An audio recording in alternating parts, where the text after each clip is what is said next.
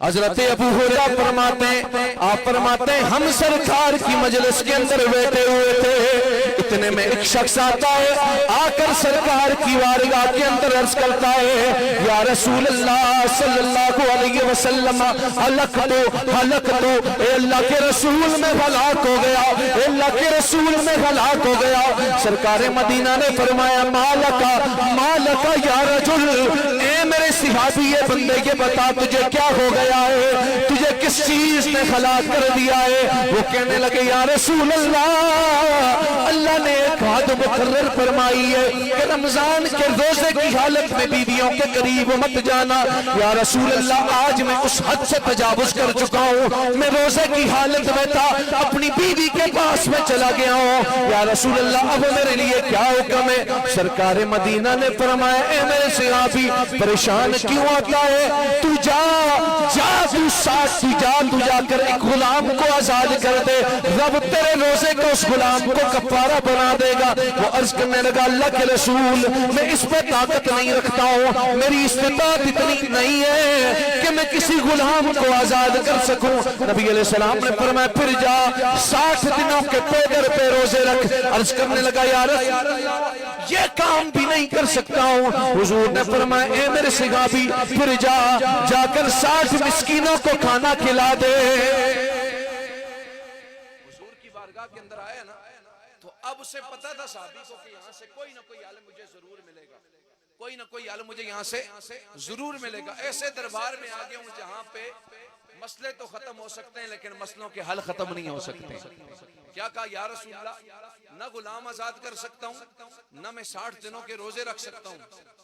کہا پھر 60 مسکینوں کو کھانا کھلا کہ یا رسول اللہ بھی نہ کر رکھا۔ حضور کی بارگاہ کے اندر آئے نا آج کسی مولوی صاحب کے پاس، قبلہ شفیبہ جی آپ کے پاس آئے یا پھر شاہ صاحب کے پاس آئے، کوئی آ کر کہنا میں روزہ پہن گیا جان بوجھ کے اور دسو اس تک کفارہ ہے، بھائی یہ ترے حل نہیں، اس تو علاوہ کوئی اور حل نہیں ہے، چوتھا حل نہیں ہے۔ لیکن یہ صحابی حضور کی بارگاہ کے اندر آئے تھے۔ اب 3 حلوں کے علاوہ چوتھا حل عام لوگوں کے لیے جائز نہیں ہے، لیکن جب مصطفیٰ کی زبان کسی کو اجازت دے دے تو کائنات کی کوئی چیز اس کو رد نہیں کر سکتی ہے۔ عرض کی یا رسول اللہ صلی اللہ علیہ وسلم حضور میں 60 مسکینوں کو کھانا بھی نہیں کھلا سکتا، اے میرے صحابی پھر بیٹھ جا میری مجلس کے اندر، پریشان مت ہونا، اب تو اس دربار پہ آ گیا ہے جہاں سے تجھے خالی نہیں لٹایا جائے گا۔ اتنے میں ایک صحابی اور آتے ہیں، حضور کی بارگاہ کے اندر کھجوروں کا ٹوکرا لے کر آتے ہیں، آ کر حضور کی بارگاہ کے اندر رکھ دیتے ہیں۔ سرکار فرماتے ہیں میرے صحابی یہ کھجوروں کا ٹوکرا لے جا کر مدینے کے فقیروں میں تقسیم کر دے، رب ذوالجلال ان کھجوروں کو تیرے روزے کا کفارہ بنا دے گا۔ عرض کرنے لگے یا رسول اللہ ہون میں کڑے پاسے جاواں، مینوں تے مدینے وچ میرے اپنے تو زیادہ کوئی فقیر نظر نہیں آتا ہے۔ اللہ کے رسول اس مدینے کے اندر مجھ سے زیادہ اور کوئی غریب نہیں ہے، مجھ سے زیادہ اور کوئی مسکین نہیں ہے، مجھ سے زیادہ اور کوئی غریب نہیں ہے۔ سرکار مدینہ مسکرائے روشنی نظر آنے لگ پڑی، اور یہاں پر رک کر کبھی صحابی کہتے ہیں حضور مسکراتے ہیں تو سرکار کے دانتوں سے نور کی شعائیں پھوٹتی ہیں۔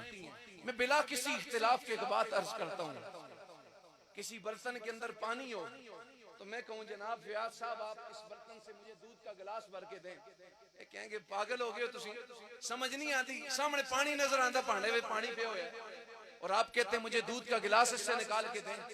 تو میں اس بات کی طرف توجہ دلانا چاہوں گا، نور اندر تھا تو نور باہر نظر بھی آیا کرتا تھا نا، جب اندر ہی نور نہ ہو تو پھر نور کیسے نظر آتا؟ سرکار مدینہ مسکرائے، اور یہاں پر حضرت ابو ہریرہ رضی اللہ تعالیٰ عنہ کی دوسری روایت آپ فرماتے ہیں اذا سر النبی صلی اللہ علیہ وسلم استنار وجہہ، جب سرکار مدینہ مسکرایا کرتے سرکار کا چہرہ نور سے بھر جایا کرتا تھا۔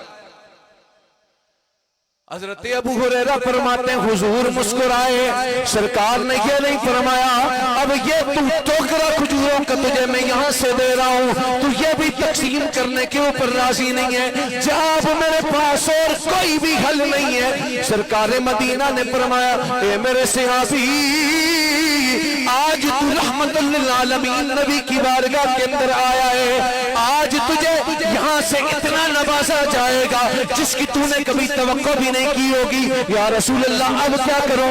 حضور نے فرمایا ایک طرف کہتا ہے مدینے میں سب سے زیادہ فقیر بھی میں ہوں، حضور نے فرمایا پھر جا خود بھی کھا، اپنے گھر والوں کو بھی کھلا، رب ذوالجلال تیرے روزے کا اس کو کفارہ بنا دے گا۔ پھر ذرا